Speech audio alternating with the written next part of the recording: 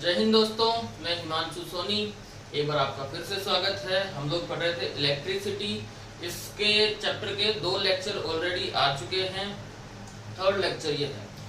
Second lecture में हम लोगों ने ओम्स लॉ पढ़ा था और हम लोगों ने एक इक्वेशन निकाली थी, V is equal to I R. यहाँ से हम लोगों ने रेजिस्टेंस की इक्वेशन या रेजिस्टेंस की वैल्यू और उसकी यूनिट चेक की थी। R is equal to V upon I. Unit check करते हैं अगर अपन इसकी यूनिट ऑफ R, तो वो आई थी हमारे पास वोल्ट, जो पोटेंशियल डिफरेंस की यूनिट होती है वोल्ट, जिसको हम डिनोट करते हैं V से, और करंट की जो यूनिट होती है वो होती है एम्पियर, इसको हम डिनोट करते हैं A से। तो इन दोनों को जो कॉमन हम लोग कहते हैं वो हम कहते हैं ओम, और इसका जो सिंबल होता है वो ये होता है। बिकॉज क्योंकि ओम्स लॉ है, बताया ओम ने था, तो इसलिए हम इसके जो यूनिट है वो ओम ही कहते हैं। अब यहाँ से हम लोग इसकी डेफिनेशन निकालेंगे, डेफिनेशन ऑफ 1 ओम। तो देखो अभी यहाँ से आर, अगर मैं कहूँ if V is equal to 1 volt, मतलब अगर कोई कंडक्टर है आपके पास और उस कंडक्टर का जो पोटेंशियल डिफरेंस है वो 1 वोल्ट है और उसके अंदर जो करंट फ्लो हो रहा है वो फ्लो हो रहा है 1 एम्पियर, तो हमारे पास R की वैल्यू क्या आ जाएगी? R is equal to V की जगह पे आप वैल्यू पुट करोगे 1 वोल्ट, और I की जगह पे आप वैल्यू पुट करोगे 1 एम्पियर। तो यहाँ पे आपके पास जो वैल्यू आएगी R की, ये आ गई R is equal to 1 ohm. तो यहाँ से हम लोग डेफिनेशन 1 ओम के निकाल सकते हैं। What is the definition of 1 ohm? Definition of 1 ohm, तो आप यहां से कह सकते हो कि भाई अगर किसी कंडक्टर का पोटेंशियल डिफरेंस या किसी कंडक्टर के जो दो एंड होते हैं उनका बीच का जो पोटेंशियल डिफरेंस है वो 1 वोल्ट हो और उसके अंदर करंट फ्लो हो रहा है कितना? 1 एम्पियर, तो वहां का जो रेजिस्टेंस होगा वो क्या हो जाएगा? 1 ओम। मतलब अगर हम सिंपली डिफाइन करेंगे तो हम कहेंगे if 1 ampere current is flowing through any conductor which potential difference is equal to 1 volt, then the resistance will be of that conductor is 1 ohm. लिख देते हैं इसको, if 1 ampere current is flowing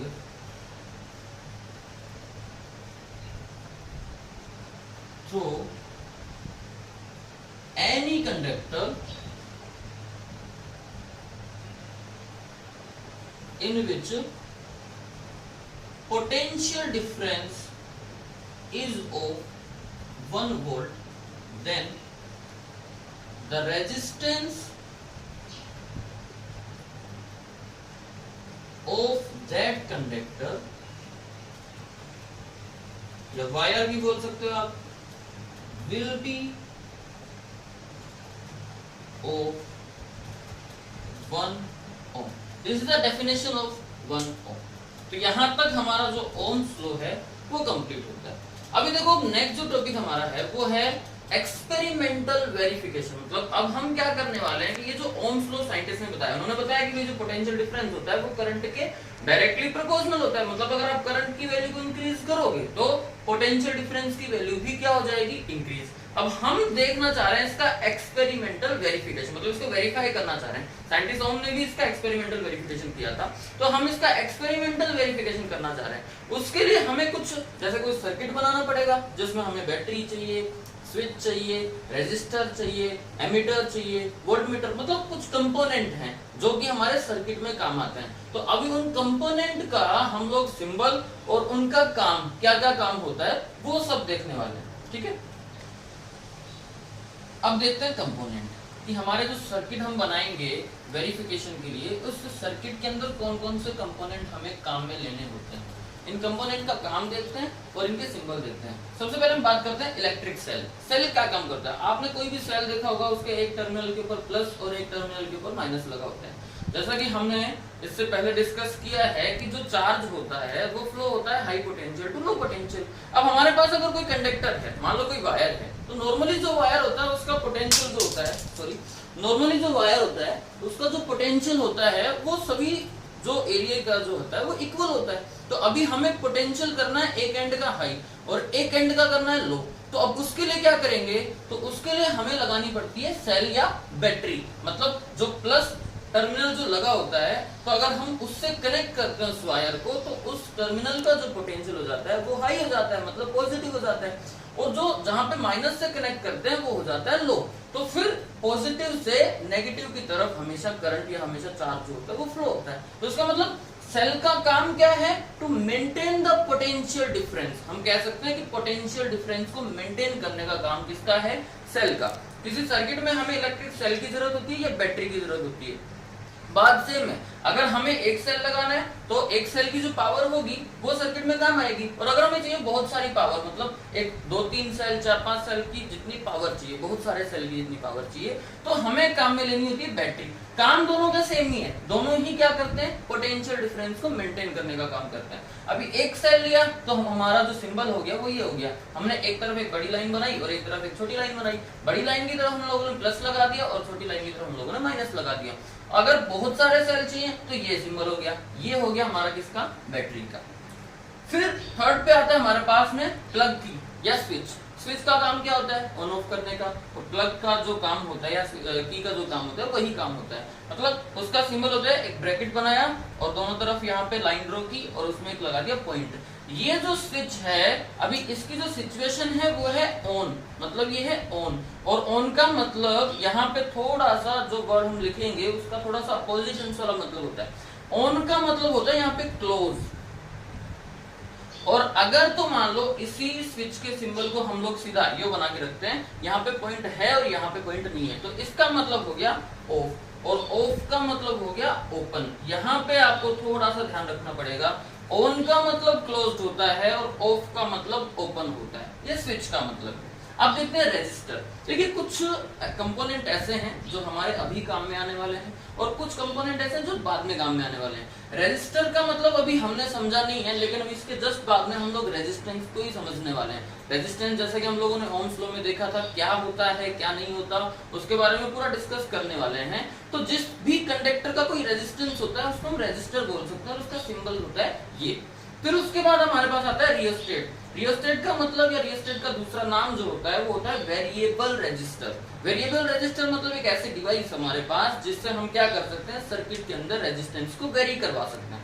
मतलब अगर हमें रेजिस्टेंस फॉर एग्जांपल 1 ओम का चाहिए तो हमें वहां पे वो जो डिवाइस है उसमें एक सर्कल होता है, उसको खिसका सकते हैं, उसको शिफ्ट कर सकते हैं। तो अगर 1 ओम का चाहिए तो हम 1 ओम का सर्किट में अप्लाई कर देंगे, 2 ओम का चाहिए तो 2 ओम का अप्लाई कर देंगे। मतलब वेरिएबल रेजिस्टेंस का मतलब यहाँ से हम रेजिस्टेंस को वेरी करवा सकते हैं। उसके बाद आता है आपका voltmeter. Voltmeter is a device जिससे हम क्या करते हैं? पोटेंशियल डिफरेंस को मेजर करते हैं। अभी जैसे हमने पोटेंशियल डिफरेंस पढ़ा, तो पोटेंशियल डिफरेंस को मेजर करने की जो डिवाइस होती है इज कॉल्ड वोल्टमीटर। सिंबल क्या हो गया? एक सर्किल बनाया, उसमें V नोट किया, एक तरफ प्लस और एक तरफ माइनस। ऐसे ही जो एमीटर होता है ये एक डिवाइस होता है जिससे हम लोग इलेक्ट्रिक करंट मेजर करते हैं। सिंबल इसका क्या हो गया? सर्किल बना दिया, ए, एक तरफ प्लस एक तरफ माइनस।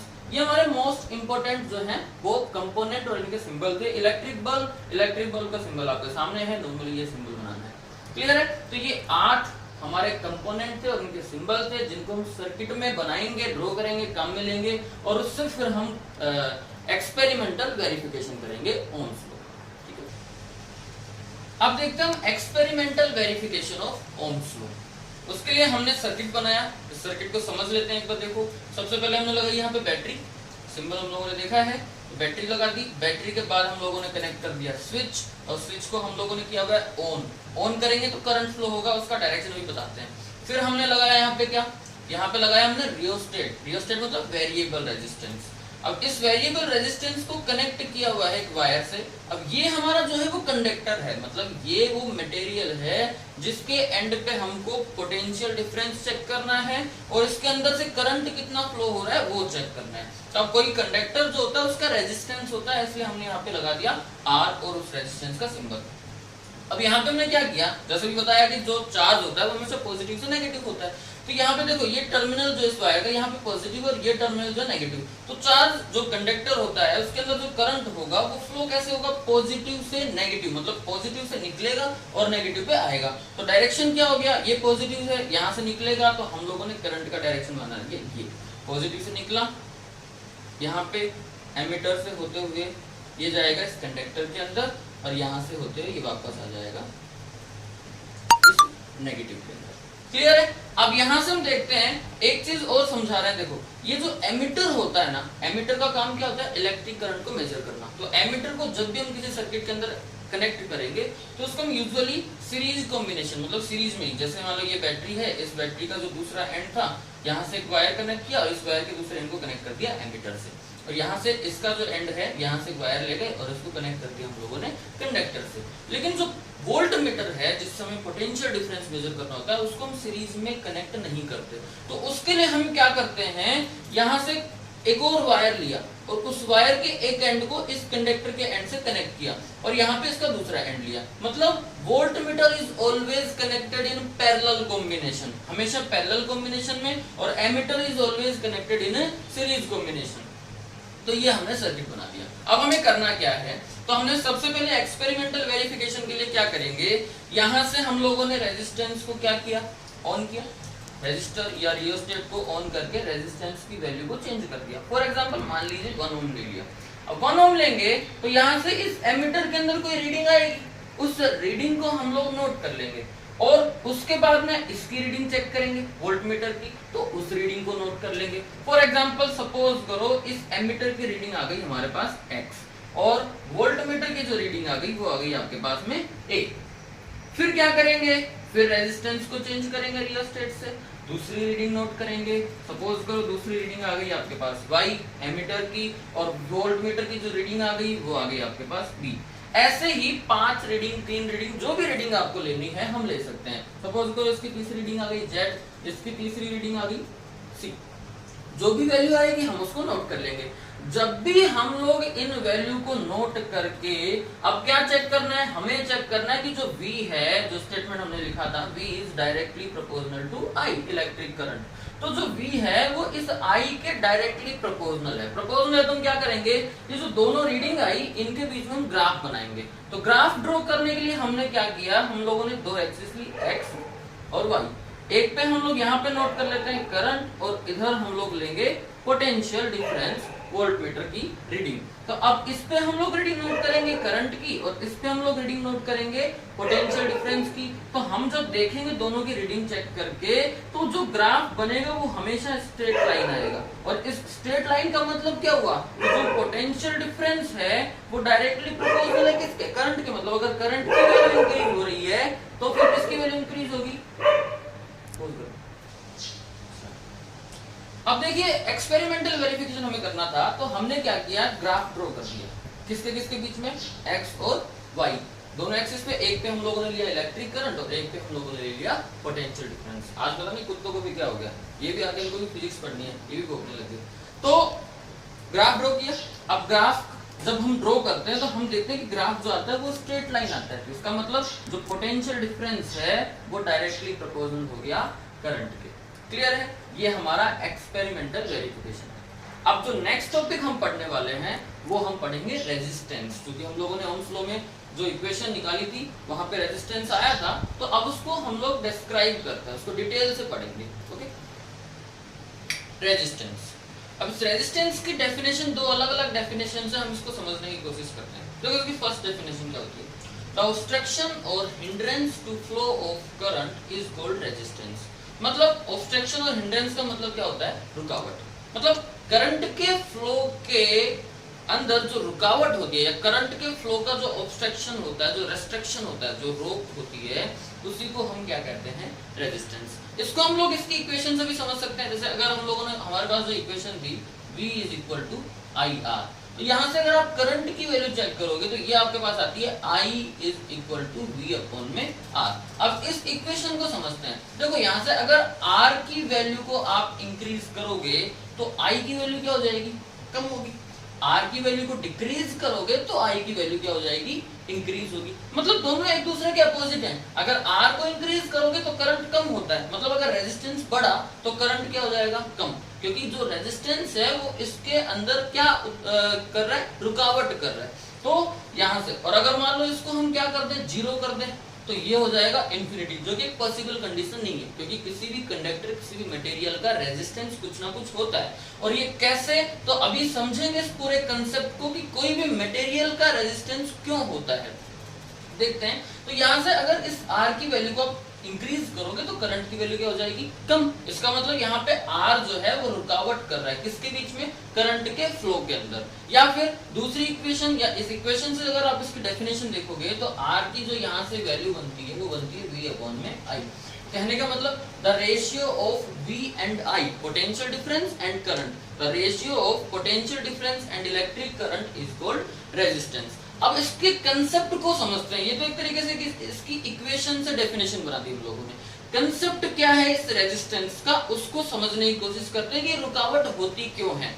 जरूरी थोड़ी है कि रुकावट आएगी, पर कैसे आएगी वो समझते हैं। देखिए इसके कंसेप्ट को समझते हैं। रेजिस्टेंस, अब देखो हम लोगों ने रेजिस्टेंस को समझने के लिए कंसिडर किया कोई कंडक्टर है हमारे पास। इस कंडक्टर कोई भी मटेरियल हो सकता है, आप आयरन ले सकते हो, आप कॉपर ले सकते हो, सिल्वर ले सकते हो, एल्यूमिनियम ले सकते हो, कोई भी कंडक्टर मेटल होना चाहिए।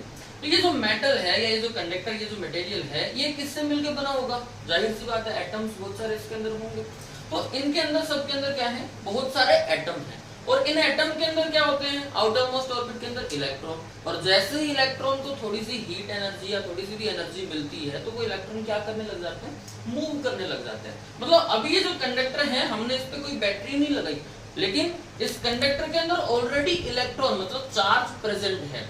और वो जो इलेक्ट्रॉन है, इनको थोड़ी सी एनर्जी मिलने के बाद ये क्या करते हैं, मूव करते हैं। लेकिन ये जो मूव कर रहे हैं ना, ये कोई पर्टिकुलर डायरेक्शन में मूव नहीं कर रहे, क्योंकि अभी हमारे पास कोई डायरेक्शन है ही नहीं, हम लोगों ने पोटेंशियल डिफरेंस मेंटेन किया ही नहीं। तो पोटेंशियल इन सबका क्या है, इक्वल है। तो अभी इलेक्ट्रॉन क्या करते हैं, मूव तो करते हैं लेकिन रैंडमली मूव करते हैं। कैसे रैंडमली, कैसे कि जैसे मान लो ये इलेक्ट्रॉन है, ये मूव कर रहा है इधर, यहाँ गया, यहाँ किसी से टकरा गया, फिर इधर आ गया, यहाँ किसी से टकरा गया, फिर इधर आ गया, फिर यहाँ किसी से टकरा गया। तो ये इसी तरीके की मोशन ये जो है वो करते रहते हैं, स्पीड से करते हैं, बहुत स्पीड से करते हैं। क्योंकि हम लोगों ने लास्ट वीडियो में देखा था कि इलेक्ट्रॉन की जो मूव करने की स्पीड है वो लगभग 10 की पावर 6 मीटर पर सेकंड होती है। तो बहुत ज्यादा स्पीड इनकी होती है, लेकिन रैंडमली करने के कारण एक एंड से दूसरे एंड तक पहुंच नहीं पाते। अब होता क्या है, सपोज करो आपने यहाँ पे कनेक्ट कर दी बैटरी, इधर लगा दिया प्लस और इधर लगा दिया माइनस। अब क्या हो गया, इनका पोटेंशियल डिफरेंस मेंटेन हो गया, मतलब यहाँ पॉजिटिव टर्मिनल आ गया और यहाँ क्या आ गया, नेगेटिव टर्मिनल। अब ये जो पॉजिटिव टर्मिनल है ये अट्रैक्ट करेगा सारे इलेक्ट्रॉन को, क्योंकि इलेक्ट्रॉन के ऊपर कैसा चार्ज होता है, नेगेटिव। और पॉजिटिव जो है वो नेगेटिव को क्या करेगा, अट्रैक्ट करेगा। और जो नेगेटिव टर्मिनल है वो क्या करेगा, रिपेल करेगा। तो होगा क्या कि यहाँ वाले जो एटम है, इन एटम के अंदर यहाँ से इलेक्ट्रॉन निकला, अब इलेक्ट्रॉन निकलते ये क्या बन गया, आयन। पॉजिटिव चार्ज आएगा इसके ऊपर, और पॉजिटिव चार्ज आता है ये पॉजिटिव आयन बन गया, कैटायन बन गया। तो यहाँ से जो इलेक्ट्रॉन निकलेगा ये इधर आने की कोशिश करेगा, इस एंड पे आने की कोशिश करेगा। जितने भी इलेक्ट्रॉन है ना वो सब के सब किस तरफ आने की कोशिश करेंगे, पॉजिटिव की तरफ। तो होगा क्या, यहाँ से इलेक्ट्रॉन निकला, यहाँ से इलेक्ट्रॉन इधर आने की कोशिश करेगा, लेकिन इसके बीच में आयन भी तो प्रेजेंट है। तो होगा क्या, इस इलेक्ट्रॉन जो कि इस पॉजिटिव टर्मिनल पे आने की कोशिश कर रहा है, वो इलेक्ट्रॉन यहाँ इसके अंदर प्रेजेंट आयन और इलेक्ट्रॉन इनके बीच में टकराएगा, इनसे टकराएगा। मतलब हम कह सकते हैं कि जब भी ये इलेक्ट्रॉन मूव करेंगे सारे इस पॉजिटिव टर्मिनल की तरफ, तो ये इलेक्ट्रॉन कोलिजन करते हैं, कोलाइड करते हैं, किनसे, आयन से। और इलेक्ट्रॉन आपस में कोलाइड करते हैं, आपस में कोलिजन करते हैं। तो ये जो कोलिजन हो रही है, ये जो टक्कर हो रही है, किन सब की, इन इलेक्ट्रॉनों की आपस में, या तो आयन से टकराएंगे या फिर किससे टकराएंगे, इन इलेक्ट्रॉनों से ही। कैसे, जैसे यहाँ पे इलेक्ट्रॉन है, ये मूव करेगा, यहाँ पे कोई दूसरा इलेक्ट्रॉन टकरा गया इससे, या कोई आयन टकरा गया, टकराते ही फिर वापस चला जाएगा। तो कहने का मतलब इनकी मोशन कैसे होगी, जैसे यहाँ से मूव कर रहा है, यहाँ से आने की कोशिश करेगा, यहाँ पे कोई एटम मिल गया, फिर उधर चला गया, फिर यहाँ से इस पॉजिटिव टर्मिनल की तरफ आने की कोशिश करेगा, क्योंकि ये क्या लगा रहा है, यहाँ पे फोर्स लगा रहा है, तो यहाँ से आने की कोशिश करेगा, फिर कोई टकरा गया। तो इसकी मोशन होती बहुत स्पीड से, लेकिन इस पॉजिटिव टर्मिनल की तरफ उस स्पीड से नहीं हो पाती, कारण रैंडमली मोशन करने के कारण। तो इसलिए ये जो टक्कर हो रही है, इन सब की जो कोलिजन हो रही है, इन सब की, किसकी, इलेक्ट्रॉनों की, चार्ज की, किससे, आपस में इलेक्ट्रॉनों से या फिर आयन से। इन्हीं कोलिजन्स को हम कहते हैं रेजिस्टेंस। अब जाहिर सी बात है, जितने भी कंडक्टर हैं, जितने भी मटेरियल हैं, उन सब का कोई ना कोई रेजिस्टेंस होगा, क्योंकि सब में एटम होते हैं, इलेक्ट्रॉन होते हैं, मूव करते हैं, और क्या होता है, टक्करें होती है। और जाहिर सी बात है, कोई भी मटेरियल के अंदर, कोई भी कंडक्टर के अंदर अगर करंट फ्लो होता है तो वो एक ही कारण से, फ्लो ऑफ इलेक्ट्रॉन। तो जब भी इलेक्ट्रॉन फ्लो होंगे इनके बीच में कोलिजन होंगी और इनके बीच में कोलिजन को ही हम क्या कहते हैं, रेजिस्टेंस। क्योंकि इन टक्कर से ही, इन टक्करों के कारण ही क्या हो रहा है, वो जो करंट फ्लो हो रहा है उसके अंदर रुकावट आ रही है, उसी ऑब्स्ट्रक्शन को, उसी हिंड्रेंस को हम लोग क्या कहते हैं, रेजिस्टेंस। डेफिनेशन हम लोगों ने ऑलरेडी नोट कर ली, रेजिस्टेंस का कंसेप्ट जो है वो भी हम लोगों ने समझ लिया। अब हम समझते हैं कि ये जो रेजिस्टेंस है ये डिपेंड किस किस पे करता है, कौन कौन सी चीजों के ऊपर रेजिस्टेंस डिपेंड करता है। तो डिपेंडेंस ऑफ रेजिस्टेंस देखते हैं। देखिए डिपेंडेंस ऑफ रेजिस्टेंस, अब रेजिस्टेंस जो होता है किसी कंडक्टर का वो 4 फैक्टर के ऊपर डिपेंड करता है। लेंथ ऑफ कंडक्टर, मतलब कोई कंडक्टर की लेंथ अगर आप इंक्रीज करते हो तो रेजिस्टेंस चेंज होगा, कम करते हो, ज्यादा करते हो तो रेजिस्टेंस किस तरीके से चेंज होगा वो अभी हम देखेंगे। फिर आता है एरिया ऑफ कंडक्टर, मतलब अगर आप किसी कंडक्टर के एरिया को भी चेंज करते हो, एरिया इंक्रीज कर रहे हो, एरिया क्या कर रहे हो, डिक्रीज कर रहे हो, तब भी रेजिस्टेंस चेंज होगा। तीसरा आता है टेम्परेचर, टेम्परेचर से भी रेजिस्टेंस चेंज होता है, और मटेरियल। तो अभी फिलहाल के लिए हम लोग इन 2 फैक्टर को देखेंगे, उसके बाद हम लोग टेम्परेचर और मटेरियल पे आएंगे। पहले हम देखते हैं कि जो रेजिस्टेंस है ये लेंथ और एरिया के ऊपर कैसे डिपेंड करता है। फॉर एग्जांपल देखो, ये हमारे पास कोई कंडक्टर है और इस कंडक्टर के अंदर बहुत सारे एटम हैं और बहुत सारे इलेक्ट्रॉन हैं। तो अभी हम क्या कर रहे हैं, बहुत सारे एटम और बहुत सारे इलेक्ट्रॉन इसके अंदर हैं, यहाँ पे हम लोगों ने बैटरी कनेक्ट कर दी। अब यहाँ क्या होगा, देखो इस एंड से सारे इलेक्ट्रॉन कहाँ पे आएंगे, इस पॉजिटिव टर्मिनल के ऊपर। देखो कोई भी अगर हम लोग लेंथ को डिसाइड करते हैं, अगर हम लेंथ को चेक करते हैं, तो सपोज करो हमारे पास 10 फीट की कोई गैलरी है और उस 10 फीट के लास्ट कॉर्नर पे हमारे पास में 50 लोग हैं। हमें उस 10 फीट की गैलरी, लंबाई में 10 फीट की गैलरी है और मान लेते हैं इसकी जो ब्रेड्थ है वो है 5 फीट। उस 5 फीट ब्रेड्थ के अंदर और लंबाई उसकी जो है वो 10 फीट है, उस कॉर्नर से यहाँ पे 50 लोगों को भाग के आना है। तो क्या होगा, जब वो उस गैलरी के अंदर से आएंगे तो उनके बीच में क्या हो जाएगी, टक्कर होगी। टक्कर से क्या होगा, 10, 5, 20 वो लोग तो वहीं पे क्या हो जाएंगे, गिर जाएंगे। यहाँ पे कितने आ पाएंगे, इस एंड तक कितने आ पाएंगे, बहुत कम आ पाएंगे। तो लेंथ का कैसे इफेक्ट होता है रेजिस्टेंस के ऊपर, कि अगर आप मान लो इस लेंथ को हम क्या कर दें, इंक्रीज कर लें। अभी 10 फीट की गैलरी थी, 50 लोग उस कॉर्नर पे थे, भाग के आ रहे हैं इस कॉर्नर पे। मान लो जब 10 फीट थी इसकी लंबाई, तो वहां से जो 50 लोग आ रहे थे उनमें से सिर्फ 20 लोग यहाँ पे आ पा रहे थे। 30 लोग क्या हो गए, रास्ते में गिर गए। किसके कारण से, कोलिजन के कारण से, टक्कर के कारण से। अब हमने क्या कर दिया, वो जो लंबाई थी 10 की उसको 15 फीट कर दिया, मतलब लेंथ को और इंक्रीज कर दिया। तो टक्कर क्या होंगी, और बढ़ेंगी। मतलब अभी तक 10 फीट पे जब गैलरी थी तो 20 लोग आ रहे थे, लेकिन अभी 15 फीट कर दिया, 5 फीट और बढ़ा दिया। उस 20 फीट में भी या उस 20 लोगों में भी 5 लोग और गिर जाएंगे। लास्ट कॉर्नर पे कितने जाएंगे, 15 जाएंगे। कहने का मतलब क्या है कि अगर लेंथ को आप इंक्रीज करते हो तो रेजिस्टेंस, टक्कर बढ़ेगी ना, इंक्रीज हो रही है, करंट कम जा पाएगा तो रेजिस्टेंस इंक्रीज होता है, और लेंथ को कम करोगे तो रेजिस्टेंस डिक्रीज होगा। मतलब सिंपल सी बात है, लेंथ के ऊपर कंडक्टर या लेंथ ऑफ कंडक्टर के ऊपर रेजिस्टेंस कैसे इफेक्ट कर रहा है, तो R is directly proportional to L। Length increase करोगे R भी इंक्रीज होगा, लेंथ डिक्रीज करोगे R भी डिक्रीज होगा। क्लियर है। फिर दूसरा फैक्टर हम देखते हैं, एरिया। अब मान लो इसकी लेंथ को हम लोग फिक्स कर देते हैं और एरिया को क्या कर देते हैं, बढ़ा देते हैं। मतलब वो जो 10 फीट की गैलरी थी, जिसकी चौड़ाई, जिसकी ब्रेड्थ 5 फीट थी, उसकी लंबाई 10 फीट ही रखते हैं और उसकी चौड़ाई को क्या कर देते हैं, इंक्रीज कर देते हैं। मतलब वो 5 फीट की बजाय हम लोगों ने इसको कर दिया 7 फीट। तो होगा क्या, लेंथ तो उतनी ही है लेकिन उसका जो स्पेस है उसको इंक्रीज कर दिया। तो अब क्या होगा, अब जो टक्करें हैं, क्योंकि स्पेस मिल गया ना हमको मूव करने के लिए, तो अब जो टक्करें हैं वो क्या होंगी, कम होंगी। मतलब रेजिस्टेंस क्या हो गया, कम हो गया, ज्यादा लोग उस कॉर्नर तक पहुंच पाएंगे। मतलब अगर एरिया इंक्रीज करते हो तो रेजिस्टेंस क्या हो जाएगा, कम, टक्कर कम होंगी, और एरिया डिक्रीज करोगे तो रेजिस्टेंस क्या हो जाएगा, इंक्रीज। मतलब लेंथ के डायरेक्टली प्रोपोर्शनल था रेजिस्टेंस, इंक्रीज करोगे रेजिस्टेंस भी इंक्रीज हो जाएगा, और एरिया के इनवर्सली प्रोपोर्शनल हो रहा है, एरिया इंक्रीज करोगे रेजिस्टेंस डिक्रीज होगा। तो R is inversely proportional to area। ये इक्वेशन हो गई हमारी सेकंड। क्लियर है।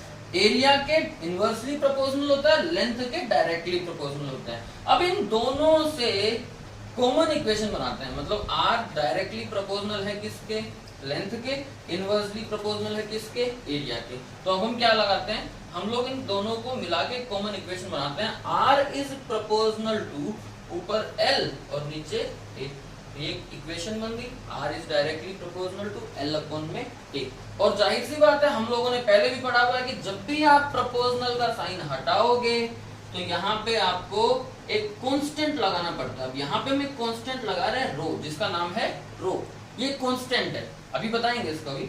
Are is equal to rho L upon में ए, ये इक्वेशन बन गई किसकी, रेजिस्टेंस की। जहां पे रो क्या है, तो रो इज कांस्टेंट। अब यहां से एक नई टर्म आ रही है, जैसे ओम्स लॉ की इक्वेशन बनाई थी तो रेजिस्टेंस एक नई टर्म आ रही थी, अब रेजिस्टेंस की इक्वेशन बना रहे हैं तो एक नई टर्म आ गई आपके पास rho. Rho is constant, simple ये है इसका, rho is constant and that is called resistivity, that is called resistivity. मतलब एक ये नया फैक्टर आ गया रेजिस्टिविटी। अगर आप रेजिस्टिविटी को डिफाइन करें यहाँ से, या रेजिस्टिविटी की इक्वेशन निकालें यहाँ से, तो देखो रेजिस्टिविटी की इक्वेशन क्या आती है, यहाँ से रेजिस्टेंस क्या आ गई, तो रो इज इक्वल टू, यहाँ पे आर, इसको लेके आओगे एरिया को तो मल्टीप्लाई में आर इंटू ए अपॉन में एल। क्लियर है, this is the equation of resistivity. Unit देखते हैं क्योंकि नया फैक्टर है, यूनिट ऑफ रेजिस्टिविटी। देखो आर क्या था, रेजिस्टेंस, इसकी यूनिट क्या है, ओम, पढ़ी अपन ने, तो ये आ गई ओम इनटू एरिया, यूनिट क्या होती है, 9th में पढ़ी है, मीटर स्क्वायर, और एल लेंथ है, यूनिट क्या होती है, मीटर। तो रेजिस्टिविटी की यूनिट क्या आ गई, 1 मीटर से 1 मीटर कैंसिल हो गया, ohm into metre. This is the unit of resistivity. Clear है। इस रेजिस्टिविटी का एक और नाम होता है स्पेसिफिक रेजिस्टेंस। क्या होता है इसको समझेंगे, स्पेसिफिक रेजिस्टेंस। क्लियर है। अब इसको समझ लेते हैं कि जो रेजिस्टेंस है या जो रेजिस्टिविटी है, इसकी डेफिनेशन क्या होगी।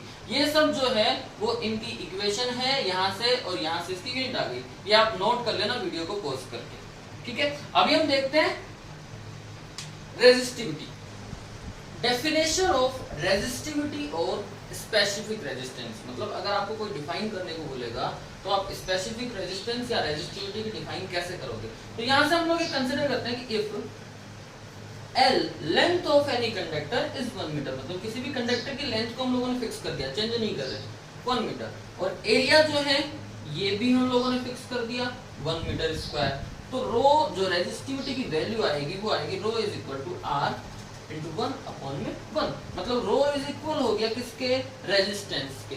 यहाँ से आपके पास डेफिनेशन निकलेगी स्पेसिफिक रेजिस्टेंस या फिर रेजिस्टिविटी की। क्या होगी, देखो अगर लेंथ 1 मीटर और एरिया 1 मीटर स्क्वायर हो गया किसी भी कंडक्टर का, तो उस कंडक्टर का रेजिस्टेंस ही क्या होगा, रेजिस्टिविटी। तो आप डेफिनेशन क्या बोलोगे, the resistance of any conductor, the resistance of any conductor of unit length, length क्या हो गई, unit length and unit cross section area। मतलब उस कंडक्टर का एरिया भी यूनिट होना चाहिए और लेंथ भी क्या होनी चाहिए, यूनिट होनी चाहिए। तो resistance of any conductor of unit length and unit cross section area is called resistivity और स्पेसिफिक रेजिस्टेंस। यहाँ से एक चीज आपको दिख रही होगी कि अगर तो आप लेंथ को 1 मीटर नहीं रखोगे और एरिया को 1 मीटर नहीं रखोगे तो रेजिस्टेंस रेजिस्टिविटी के बराबर नहीं आएगा। तो 1 दोनों की यूनिट रखनी पड़ेगी आपको, दोनों को ही 1 रखना पड़ेगा, तब रेजिस्टेंस आता है, मतलब फिक्स करना पड़ेगा। तो इसका मतलब हम साफ कह सकते हैं कि जो रेजिस्टेंस है वो डिपेंड करता है लेंथ और एरिया के ऊपर, लेकिन resistivity does not depend upon length and area. इनको आप वेरी करोगे तो रेजिस्टिविटी पे कोई फर्क नहीं पड़ेगा। रेजिस्टिविटी जो है वो फिक्स हो गई, किससे, लेंथ और एरिया से। ठीक है, इनके ऊपर कोई फर्क नहीं पड़ेगा। आज हम यहाँ तक पढ़ते हैं, आगे हम लोग नेक्स्ट टॉपिक डिस्कस करने वाले हैं। रेजिस्टिविटी तो हो गया, इसके बाद हम लोग डिस्कस करेंगे टेम्परेचर के ऊपर और मटेरियल के ऊपर रेजिस्टेंस का क्या इफेक्ट होता है, और उसके बाद हम लोग डिस्कस करेंगे कॉम्बिनेशन ऑफ रेजिस्टेंस। आज के लिए इतना ही। जो भी आपके क्वेश्चन है आप कमेंट कर सकते हैं, मैं कोशिश करूंगा आपके सारे क्वेश्चन का जवाब देने की। धन्यवाद।